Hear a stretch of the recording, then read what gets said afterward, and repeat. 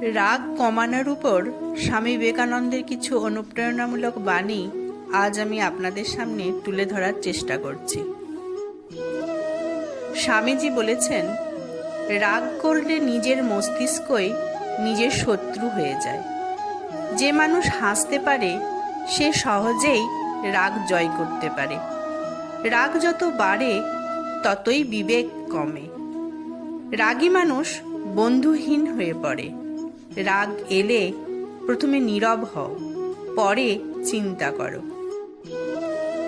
তিনি বলেছেন, ক্ষমাশীলতাই হলো আত্মার মহত্ব। রাগে মানুষ নিজের ভেতরকার ঈশ্বরকে হারায়। ধৈর্য মানুষকে দেবত্বের কাছাকাছি নিয়ে যায়। রাগ থেকে বাঁচতে হলে অভ্যাস করো নিঃশব্দ ধ্যান। রাগ মানুষের সমস্ত সৎ গুণ ঢেকে দেয়। রাগ সাময়িক শক্তি দেয়, কিন্তু স্থায়ী ক্ষতি করে। যিনি রাগকে জয় করতে পারেন তিনি আসল বীর। রাগের আগুনে নিজের ভেতরের শান্তি জ্বলে যায়। স্বামীজি বলেছেন, রাগকে ধ্বংস করো, না হলে রাগ তোমাকে ধ্বংস করবে। শান্ত থাকাই হলো সত্যিকারের সাহস। যে রাগী নয় সে সবার বন্ধু।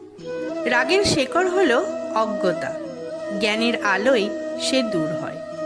রাগের উত্তরে রাগ দিও না, ভালোবাসা দাও। রাগ নিয়ন্ত্রণে রাখলে জীবন সহজ হয়।